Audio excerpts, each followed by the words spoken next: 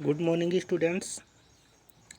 आज का अपना टॉपिक है RBSc क्लास 12 टॉपिक अलंकार डिस्क्रिप्शन अलंकार सामान्य जानकारी।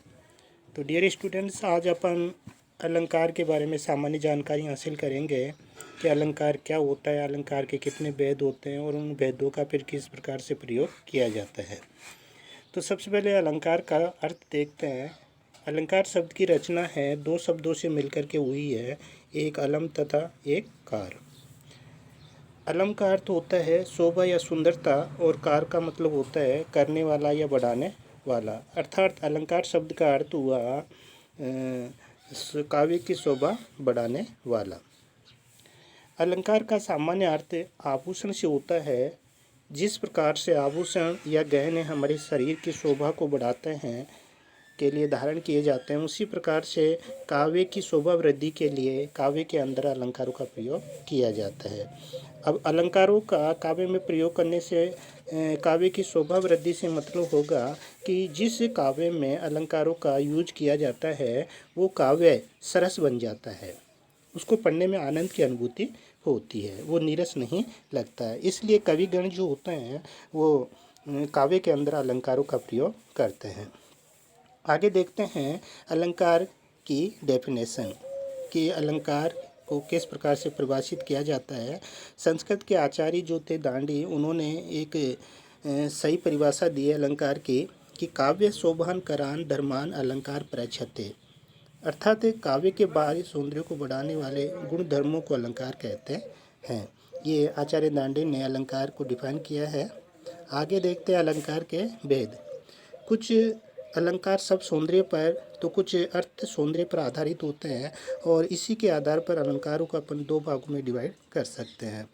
एक शब्दालंकार होता है और दूसरा होता है अर्था अलंकार।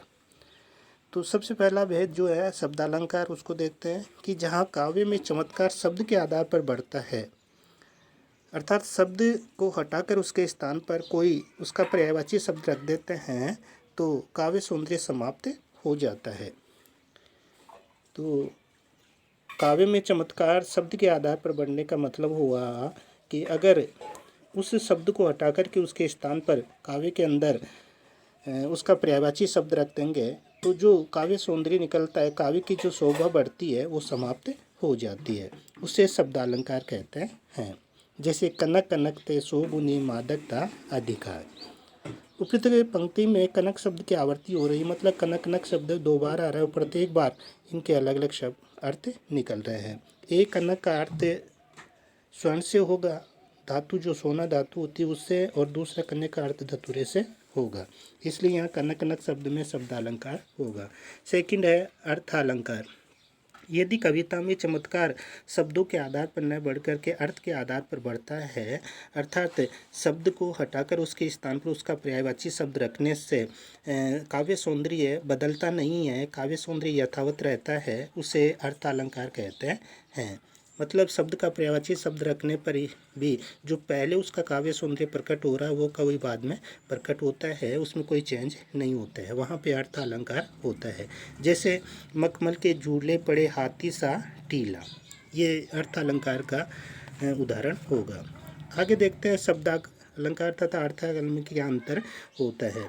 यदि काव्य पंक्ति में चमत्कार शब्दों के आधार पर बढ़ता है तो उसे शब्दालंकार कहते हैं, और यदि काव्य सौंदर्य अर्थ के आधार पर बढ़ता है तो उसे अर्थालंकार कहते हैं। अर्थात काव्य में पर्यायवाची शब्द रखने पर काव्य सौंदर्य समाप्त हो जाता है, वहाँ शब्दालंकार, और यदि शब्द का पर्यायवाची शब्द रखने पर काव्य सौंदर्य यथावत रहता है, बना रहता है, उसे अर्थालंकार कहते हैं। अब शब्दालंकार देखते हैं। शब्दालंकार के निम्न भेद होते हैं, जिनमें पहला है अनुप्रास अलंकार। जहाँ काव्य पंक्ति में वर्णों की आवृत्ति होती है, अर्थात एक वर्ण जो है कई बार आता है, बार बार आता है काव्य के अंदर, वहाँ पे अनुप्रास अलंकार होता है, चाहे उनमें स्वरों की समानता हो या विषमता हो। वो अनुप्रास अलंकार कहलाता है। तो अनुप्रास का मतलब भी होता है वर्णों की आवृत्ति होना, एक वर्ण कई बार आना, चाहे उनमें वर्णों में विषमता हो या समानता हो, उसको अनुप्रास अलंकार कहते हैं। फॉर एग्जाम्पल देखते हैं, इसके 3-4 उदाहरण हैं। जैसे भगवान भक्तों की भूरी भीति भगाए। तो ये जो काव्य पंक्ति है, इस काव्य पंक्ति में भय वर्ण है वो कई बार आ रहा है, तो भय वर्ण की आवृत्ति होने की वजह से अनुप्रास अलंकार होगा यहाँ पे। स्वर की विषमता है, जैसे भगवान भूरी भीति, इनमें वर्णों की विषमता है, भय वर्ण जो है उनमें विषमता है। अगला है छोरटी है गोरटी या छोरटी अहीर की, इसमें ट और र वर्ण की आवृत्ति हो रही है। अगला देखते हैं तरनी तनुजा तट तमाल तरवर बहु छाय, इसमें त वर्ण की आवृत्ति होने की वजह से अनुप्रास अलंकार है। अगला उदाहरण हमारे हरी हारिल की लकड़ी, इसमें है तथा र वर्ण की आवृत्ति होने की वजह से।